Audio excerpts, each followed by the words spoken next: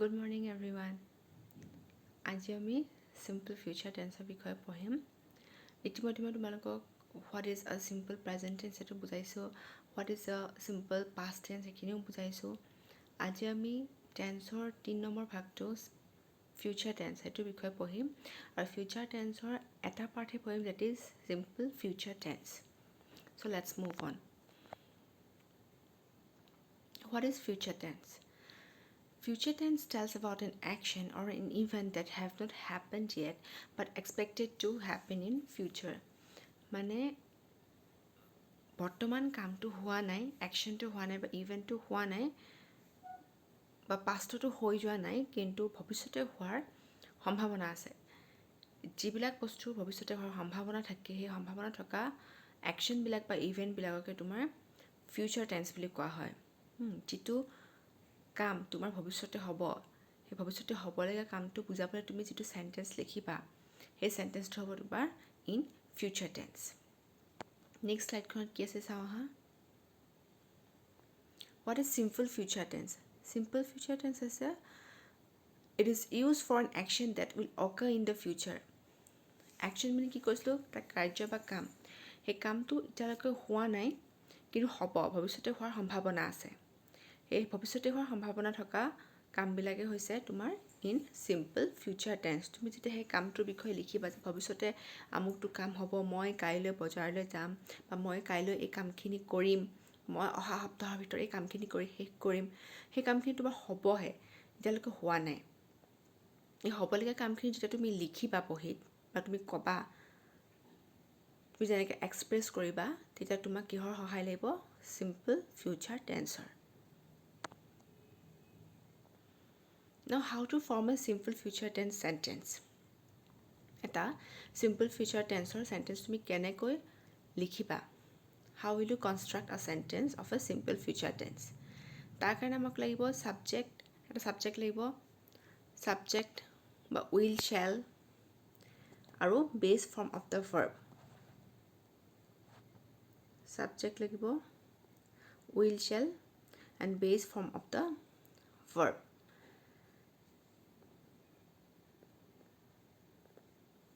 আমি simple present tense কি পঢ়িছিলোঁ?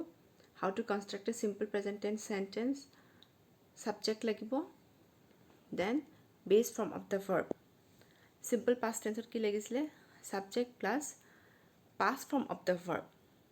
কিন্তু ইয়াত আৰু এটা বস্তু লাগিব, will বা shallৰ সহায় লাগিব। Subject লাগিব, subjectৰ পাছতে তোমাৰ will বা shall বহিব। বেলেগ বেলেগ পাৰ্চনৰ লগত বেলেগ বেলেগ হয়, কিবাৰ লগত তোমাৰ will হয়, কিছুমানৰ লগত shall হয়, আৰু ভাৰ্বৰ বেছ ফৰ্মটো লাগিব। প্ৰেজেণ্ট টেন্সত তোমাৰ কি লাগে? অকল ছাবজেক্ট লাগে আৰু ভাৰ্বৰ বেছ ফৰ্ম লাগে। পাষ্ট টেন্সত ছাবজেক্ট লাগে, ভাৰ্বৰ পাষ্ট ফৰ্ম লাগে, কিন্তু ইয়াত তোমাৰ ছাবজেক্ট লাগিব, লগতে উইল বা শ্বেল লাগিব, যিকোনো এটাহে বহিব, পাৰ্চন লৈ লৈ বেলেগ বেলেগ হয়। সেইখিনি কথা মই মোৰ নেক্সট স্লাইডখনত দেখাই দিম। আৰু কি লাগিব? ভাৰ্বৰ বেছ ফৰ্ম বা প্ৰেজেণ্ট ফৰ্মটো। ইয়াত চোৱা, I shall go to his house. মই তাৰ ঘৰলৈ যাম। এটা I কি হৈ গ'ল? I হৈ গ'ল ছাবজেক্ট। shall, I লগত shall বহে, shall আহি গ'ল। goটো হৈছে ভাৰ্বৰ বেছ ফৰ্ম। এতিয়া পাষ্ট টেন্স হ'লে এনেকুৱা হ'লে হয়, I went to his house, তাত তোমাৰ shall বা will দৰকাৰ নাই। আৰু যদি প্ৰেজেণ্ট টেন্স হ'লে হয়, চিম্পল প্ৰেজেণ্ট টেন্স হ'লে I go to his house, মই তাৰ ঘৰলৈ যাওঁ, এনেকুৱা ধৰণৰ। কিন্তু মই ইয়াত কি হ'ব? মই তাৰ ঘৰলৈ যামহে।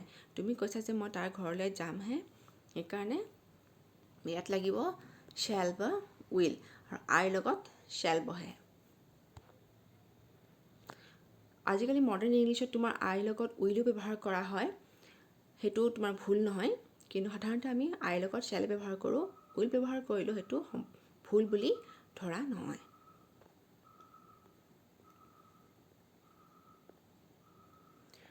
So let's go to the next slide. So where to place shall or will? আমি shall কাৰ লগত বহুৱাম আৰু will কাৰ লগত বহুৱাম? তুমি য'ত ত'ত যি ব্যৱহাৰ কৰি দিব নোৱাৰা। shall wordটো তুমি যিকোনো পাৰ্চনৰ লগত বহুৱাব নোৱাৰা বা উইল ৱৰ্ডটো তুমি যিকোনো পাৰ্চনৰ লগত বহুৱাব নোৱাৰা so' let's now' how to place shall or will in different kinds of persons person one first person আছে ফাৰ্ষ্ট পাৰ্চন ছিংগুলাৰ কি হয় আই প্লুৰেল কি হয় উই আইৰ লগত সদায় শ্বেল বহিব উইৰ লগতো শ্বেল বহে দেন ছেকেণ্ড পাৰ্চন আছে you singular and plural both are ইউৰ লগত বহিব উইল আৰু second person plural number you হ'ব তাৰ লগতো বহিব উইল ইউৰ লগত তুমি শ্বেল ইউজ কৰিব নোৱাৰা you cannot use shall with second person singular whatever it is singular or plural Next comes third person. So third person singular is he, she or it. All of you know about these things. And we will always use will with he, she or it. Next third person plural number is they. And we will always use will with the word they. That means third person plural number they and we are gonna use will with third person plural and singular number. Amar ki kolo the person wise will বা shall বেলেগ বেলেগকে বহে first person singular I first person plural we দুইটাৰ লগতে shall বহিব second person singular and plural both are you আৰু your লগত বহিব উইল shall ব্যৱহাৰ নকৰোঁ shall ব্যৱহাৰ কৰিলে সেইটো অশুদ্ধ third person singular number and third person plural number he she it singular they plural third person singular আৰু প্লুৰেলৰ লগতো কি বহিব উইল ইয়াত আমি শ্যাল ব্যৱহাৰ কৰিব নোৱাৰোঁ আই হোপ তোমালোকে এতিয়ালৈকে এইখিনিলৈকে ক্লিয়াৰ হৈছে যে চিম্পল ফিউচাৰ টেন্সৰ তোমাৰ কনষ্ট্ৰাকশ্যনত এটা চেণ্টেন্স কনষ্ট্ৰাক্ট কৰোঁতে কি কি ব্যৱহাৰ কৰিব লাগিব আই এম ৰিপিটিং এগেইন প্ৰথমতে লাগিব ছাবজেক্ট তাৰপিছত এটা ৱৰ্ড লাগিব শ্যাল বা উইল যিটো বস্তুৱে তোমাৰ ফিউচাৰ বুজায় the most important component of a simple future tense sentence তাৰপিছত আহিব base form of the verb verbal listখন তোমাক পঢ়িবলৈ কৈছিলোঁ কিতাপৰ পিছফালে আছেই মিনিমাম তোমাৰ 20 and 30টা মই তোমাক মনত ৰাখিবলৈ কৈছিলোঁ বহুতখিনি আছে তাতে 60 অলমোষ্ট 60 মান আছে তো যিমান পাৰা মনত ৰাখিবা কাৰণ আমাক এতিয়া লাহে লাহে লাগি থাকিব simple present tense শিকিলা simple past tense শিকিলা simple future tense শিকিলা লাহে লাহে এই টেন্সবিলাকৰ বেলেগ বেলেগ ভাগবিলাক শিকি গৈ থাকিবা তেতিয়া আমাক ভাৰ্বল লিষ্টখনৰ গোটেইকেইটা ফৰ্ম বহুত দৰকাৰ হ'ব বেছ ফৰ্ম বা present form past participle form গোটেইকেইটাই দৰকাৰ হ'ব সেইকাৰণে মনত ৰাখিলে ভাল মনত ৰখাটো উচিত ভাৰ্বল লিষ্টখন যিমানখিনি পাৰা So what was I telling? I was telling that to construct a simple future tense sentence, you need a subject, one subject, then will or shall. Will or shall কিহৰ ওপৰত ডিপেণ্ড কৰিব তোমাৰ পাৰ্চনৰ লগত ডিপেণ্ড কৰিব then base form of the verb এইখিনি হৈ গ'ল next স্লাইডখনত আছিলে where to place shall or will এইখিনিও গম পালা so next we'll move to our next slide see what we'll get there. Here are some examples. They will play football tomorrow.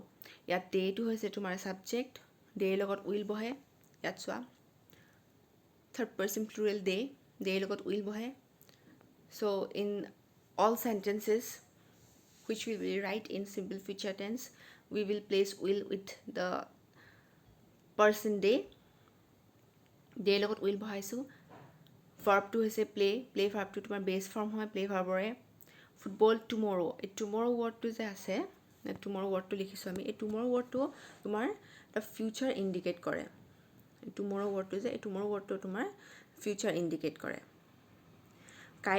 কাইলৈ বুলি কোৱাৰ লগে লগে তুমি গমে পাইছা যে কামটো ভৱিষ্যতেহে হ'ব কালিলৈ টুমৰো ইজ ফিউচাৰ এতিয়ালৈকে অহা নাই আজিৰ দিনটো যোৱা নাই টুমৰো এতিয়ালৈকে অহা নাই নেক্সট আছে I shall finish my homework by 9 PM ধৰি লোৱা এতিয়া ৰাতিপুৱাহে হৈ আছে এতিয়ালৈকেতো 9টা বজা নাই 9 PM কৈছে ৰাতি 9টা বজাত তুমি নিজৰ হোমৱৰ্কখিনি ৰাতি 9টা বজাৰ ভিতৰত শেষ কৰিবা সেই কথাটো হয়তো তুমি গধূলি কৈছা বা 4টা বজাত কৈছা বা তুমি দুপৰীয়া কৈছা বা মৰ্ণিঙত কৈছা মুঠতে কামটো এতিয়ালৈকে সম্পূৰ্ণ হোৱা নাই আৰু তুমি 9টা বজাৰ ভিতৰত কামটো সম্পূৰ্ণ কৰিবাহে যিহেতু কামটো এতিয়ালৈকে সম্পূৰ্ণ হোৱা নাই the action is not completed yet that is why it will falls under future tense to future tense হ'ব ইয়াত কি হৈছে আই শ্বেল, আইৰ লগত আমি শ্বেল ইউজ কৰোঁ কাৰণে শ্বেল লিখিছোঁ। ফিনিছ মানে কি সম্পূৰ্ণ কৰা, কমপ্লিট কৰা, কমপ্লিশ্যন অফ ৱৰ্ক। ফিনিছটো তোমাৰ ভাৰ্বৰ বেছ ফৰ্ম হয়, মাই হোমৱৰ্ক বাই 9 PM, মই 9টা বজাৰ ভিতৰত মোৰ ঘৰৰ কামখিনি সম্পূৰ্ণ কৰিম। অলপ হয়তো নিশ্চয় বুজি পাইছা তোমালোকে কি কৈছোঁ। ফাৰ্ষ্ট চেণ্টেন্সটো টুমৰ' ৱৰ্ডটোৱে ভৱিষ্যত বুলি কৈয়ে দিছে, সেইকাৰণে আমি যিহেতু কাইলৈ ৱৰ্ডটো ইউজ কৰিছোঁ, সেইটো কাৰণে আমি উইল ব্যৱহাৰ কৰিবই লাগিব। এণ্ড কজ তোমাৰ পাৰ্চন আছে ডে। নেক্সট আই শ্বেল ফিনিছ মাই হোমৱৰ্ক বাই 9 PM, 9 PM এতিয়ালৈকে হোৱা নাই। যিটো সময়ত কথাখিনি কৈছিলে যে 9 PM এতিয়ালৈকে হোৱা নাই, 9টা বজাৰ ভিতৰত মই সম্পূৰ্ণ কৰিম কামটো। সেই সম্পূৰ্ণ কৰিম বুলি যিহেতু কৈছে, এতিয়ালৈকে কমপ্লিট হোৱা নাই, it is not completed yet, that is Y it will fall under the category of future tense. Next, number C, David will go to Jaipur in the next month. David অহা মাহত জয়পুৰলৈ যাব। এতিয়ালৈকেতো যোৱা নাই, যাবহে, সেইকাৰণে সেইটো কি হ'ব, কামটো ভৱিষ্যতেহে হ'ব, ফিউচাৰত হ'ব কামটো। যিহেতু কামটো ফিউচাৰত হ'ব, আমি চেণ্টেন্স ষ্ট্ৰাকচাৰটো ফিউচাৰ চেণ্টেন্স ষ্ট্ৰাকচাৰ যেনেকৈ লিখোঁ সেনেকৈ লিখিব লাগিব। ডেভিড হৈ গ'ল তোমাৰ ছাবজেক্ট। ডেভিড তোমাৰ থাৰ্ড পাৰ্চন ছিংগুলাৰ নাম্বাৰ, যিহেতু মানুহৰ নাম, কাৰণ ডেভিডক আমি কিহেদি ছাবষ্টিটিউট কৰিব পাৰোঁ, হিৰে। ডেভিডৰ জেগাত আমি হি বুলিও লিখিব পাৰোঁ। সেইকাৰণে মানে এতিয়া নহয়, নেক্সট চেণ্টেন্সটো বোলে David will go' to Jaipur in the next will, he will go' with his brother, এনেকুৱা ধৰণৰ হ'ব পাৰে। তেতিয়া আমি হি লিখিব পাৰোঁ ডেভিডৰ জেগাত। সেইকাৰণে ডেভিডটো হৈছে তোমাৰ থাৰ্ড পাৰ্চন ছিংগুলাৰ নাম্বাৰ, আৰু থাৰ্ড পাৰ্চন ছিংগুলাৰ নাম্বাৰ কি বহে, উইল। ডেভিড হৈ গ'ল ছাবজেক্ট, উইল বহালোঁ, আৰু গ' হ'ব তোমাৰ বেছ ফৰ্ম অফ দ্য ভাৰ্ব। ক'ত যাব বুলি কৈছে, Jaipur in the next month. Next মানে কি, অহা মাহত। অহা মাহ বুলি যিহেতু ক'লোৱেই, সেইকাৰণে এই চেণ্টেন্সটো চিম্পল ফিউচাৰ টেন্সেই হ'ব। Next number D, she will not buy a car. তাই গাড়ী এখন নিকিনে। নিকিনে বুলি কৈছে, তাইতো নিকিনিছিলোঁ বুলি কোৱা নাই, বা নিকিনো বুলি কোৱা নাই, তাই নিকিনো মানে মোৰ ভৱিষ্যতে এখন গাড়ী কিনাৰ প্লেনিং নাই, নিকিনো। কৈছে শ্বি উইল নট বাই আ কাৰ। শ্বি হ'ব তোমাৰ ছাবজেক্ট, উইল আমি থাৰ্ড পাৰ্চন ছিংগুলাৰ নামৰ লগত উই বহোৱাওঁ। নট বাই, নটটোত তোমাৰ কি কৈছে, নিগেটিভ কৈছে, এণ্ড বাই হৈছে ভাৰ্বৰ, বাই ভাৰ্বটোৰ বেছ ফৰ্ম, তাই গাড়ী এখন নিকিনে। দে উইল হেল্প ইউ, তাহাঁতি তোমাক সহায় কৰিব। দে হৈ গ'ল তোমাৰ থাৰ্ড পাৰ্চন প্লুৰেল নাম্বাৰ, আৰু দেৰ লগত সদায় উইল বহে, দেন হেল্প আহিলে তোমাৰ ভাৰ্বৰ বেছ ফৰ্ম, সহায় কৰে, তোমাক তাহাঁতি সহায় কৰিব। They will help you. ইয়াত চোৱা নেক্সট শ্লাইডটো, some examples of interrogative sentences which are in future tense. Future tenseত তুমি কেনেকৈ ফিউচাৰ টেন্স বুজাবলৈ, ভৱিষ্যত বুজাবলৈ তুমি কিছুমান কুৱেশ্যনৰ, তুমি মানুহক কুৱেশ্যন কৰিবা, সেইটো তুমি কেনেকৈ ইউজ কৰিবা। ইণ্টাৰগেটিভ হ'ব পাৰে, will Mayur come to school টুমৰো। কাইলৈ ময়ূৰ স্কুলত আহিবনে, কাইলৈ তুমি স্কুললৈ আহিবানে, মোক তুমি এই বস্তুটো দিবানে, তুমি এই কামখিনি কৰিবানে। সেইবোৰতো তুমি কৰা নাই এতিয়ালৈকে, টুমৰো এতিয়ালৈকে অহা নাই, অহা কাইলৈ হ'বহে। কামখিনি মই এতিয়ালৈকে কৰা নাই, কৰিবানে সুধিছে, তুমি মোক এইটো দিবানে, তুমিতো এতিয়ালৈকে দিয়া নাই। বা আমাৰ স্কুল খুলিবনে কাইলৈ, এনেকুৱা ধৰণৰ কিছুমান কথা ক'বলৈ যেতিয়া তুমি কুৱেশ্যনো কৰিবা, লগতে কামটো ভৱিষ্যতে হ'বনে নাই সেইটোও সুধিবা, তেতিয়া আমি ফিউচাৰ টেন্সত ইণ্টাৰগেটিভ চেণ্টেন্স কেনেকৈ লিখোঁ সেইটো চাওঁ আহা। ইণ্টাৰগেটিভ চোৱা, will Mayur come to school টুমৰো, কাইলৈ ময়ূৰ স্কুললৈ আহিবনে। তেতিয়া আমি উইল শব্দটো আগতে ব্যৱহাৰ কৰিম। ইণ্টাৰগেটিভ চেণ্টেন্সৰ আৰম্ভণি কেনেকৈ হ'ব, উইলেৰে বা শ্বেলেৰে আৰম্ভ হ'ব। যিহেতু ময়ূৰ তোমাৰ থাৰ্ড পাৰ্চন ছিংগুলাৰ নাম্বাৰ হয়, সেইকাৰণে ময়ূৰৰ লগত উইল বহে, কিন্তু ময়ূৰ উইল বুলি নকয়, আমি ইণ্টাৰগেটিভ চেণ্টেন্সত কি কৰোঁ, ভাৰ্বটো সদায় আগলৈ লৈ আহোঁ। সেইকাৰণে উইলটো চেণ্টেন্সৰ আৰম্ভণিতে বহিব। Will Mayur come to school টুমৰো, কাইলৈ আহিবনে। উইল দে হেল্প মি, সিহঁতি মোক সহায় কৰিবনে। Will you do this work, তুমি এই কামটো কৰিবানে। Will she go' to her grandmother's home in the next week, তাই নিজৰ আইতাকৰ ঘৰলৈ অহা সপ্তাহত যাবনে। এইবোৰ হৈছে তোমাৰ প্ৰশ্নবোধক বাক্য, প্ৰশ্নও কৰিছে, কিন্তু কেনেকৈ যে ভৱিষ্যতে কামটো হ'ব নাই সেইটো সুধিহে প্ৰশ্ন কৰিছে। দ্য ফিউচাৰ টেন্সত আমি ইণ্টাৰগেটিভ চেণ্টেন্স লিখিলে এনেকুৱা ধৰণেৰে লিখিব লাগিব। উইল বা শ্বেলটো আগলৈ গুচি আহিব। ছাবজেক্টৰ আগলৈ উইল বা শ্বেল গুচি আহে, তাৰ পাছত তোমাৰ ভাৰ্বটো বহে। প্ৰথমতে আমি কৈছিলোঁ কেনেকৈ তোমাৰ বহে ছাবজেক্ট প্লাছ উইল বা শ্বেল প্লাছ ভাৰ্বৰ বেছ ফৰ্ম।